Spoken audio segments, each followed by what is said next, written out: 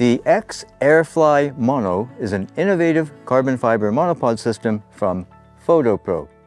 It's a freestanding monopod if you use the flip-out stabilizing legs, as I am here, or you can use it without, like you would any other monopod. And it's really quick to adopt for a number of other use cases. I've been using it for about a month now. What's my opinion? Well, let's have a closer look at it. Hi, Ray here. This is the Fotopro X-AIRFLY Mono. Pretty handsome looking monopod, I must say.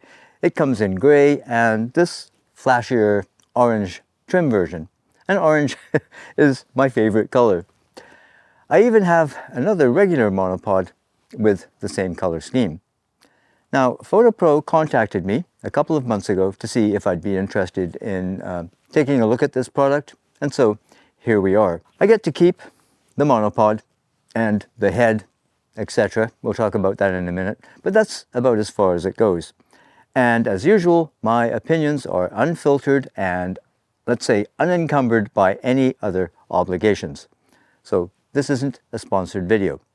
On to the review. First, I should note that the head that I have on this, also from Fotopro, this is the MH6S video fluid head, rated at 6 kilos maximum load, weighing 0.7 kilos, which has the usual 3/8 threaded attachment hole to mount on any tripod, really. It uses a Manfrotto locking plate with safety lock, includes a handle which extends from 220 millimeters to 350 millimeters, and that can be attached on either side of the head. Has a bullseye level, brass-lined 1/4-20 accessory mounting hole. Also installed here in this combination is Fotopro's LY60 leveling base, which I think is essential on tripods without a leveling bowl. Beautifully designed and machined. It also has a bullseye level.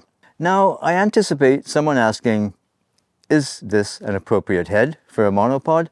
And my answer is, strictly speaking, no, especially the leveling base. Makes no sense, really, with a monopod that isn't completely immobile. And I'll look at that in just a moment. But this LY60 will likely end up permanently fixed to something like my Gitzo tripod. And that'll save me loads of time tweaking each individual leg to level things for video panning and creating panoramas. I wondered what that was. I just wanted to show it here for the video head, really. Only tilts make sense using this on a monopod, since panning can be achieved easier by just rotating the whole thing locked down, like, say, that. And that method has worked just fine on location, so I anticipate most often using another head, especially for stills. Something like, say, the Sirui L20S perhaps. But this head will support pretty much any video rig that I own, and the movements are silky smooth, with the pan movement locked and tilt tension adjustable. Excellent product. I'd actually peg it only second to my Cartoni head, which is much more expensive. On to the monopod itself. This really is a versatile unit. I've used it, I think I already told you, extensively for over a month now, and it appears to be sturdy and well constructed. No complaints. As I say, it can be used freestanding or as a traditional monopod. But I must stress that I only use it freestanding like this when there's absolutely no wind at all. That's the case today. Call me cautious, Ray. In a recent shoot, just for good measure, I piled rocks on the legs and they were padded with dividers for my camera bag. But really, this is a great way to travel lightly, and carrying sandbags would be kind of defeating the purpose. The legs also give you a better base to work off of, and this is where another feature comes in really handy. This little foot release, it frees up the unit to rotate around at varying angles. It's really great. Now, this does come at the cost of a tiny bit of stability. Not much really, but it is there, so just so you know.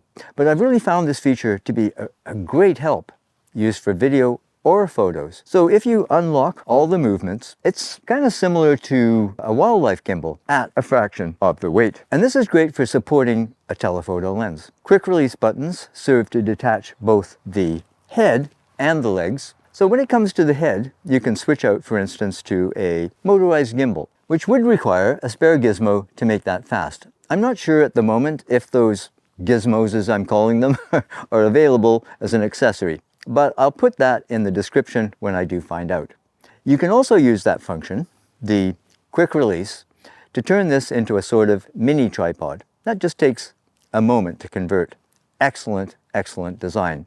I was a bit leery of the flip lock system used here to extend the tripod. I even used to twist locks, but these are all really beautifully executed, all metal. And the 4-section carbon fiber tubes themselves slide like silk. No binding whatsoever. Really, really super smooth. It has a nice, comfy rubber grip and a wrist strap. Since I don't own a drone, restrictions are really far too onerous here in Canada. I've used monopods for over 2 decades or more to get aerial views. And this is going to really, really get above the crowd. Fully extended, this monopod reaches 1,865 millimeters, 73.4 inches. That's what, over 6 feet. And depending on the head used, about 1,960 millimeters. Folded, it measures 677 millimeters, 26.65 inches. It weighs 1.4 kilograms, 2.5 pounds. It's rated up to a 10 kilo load, 22 pounds. With the feet detached, the rubber bumper can be transferred to the end of the monopod. Just don't lose it, like I did for a day until I found it where I'd smartly put it inside the pouch in the carry bag. And I should say this bag is top-notch, well made and thoughtfully designed, so it extends if you want to pack the monopod with the head in place. So cool. So I'm quite impressed with this Fotopro X-AIRFLY monopod.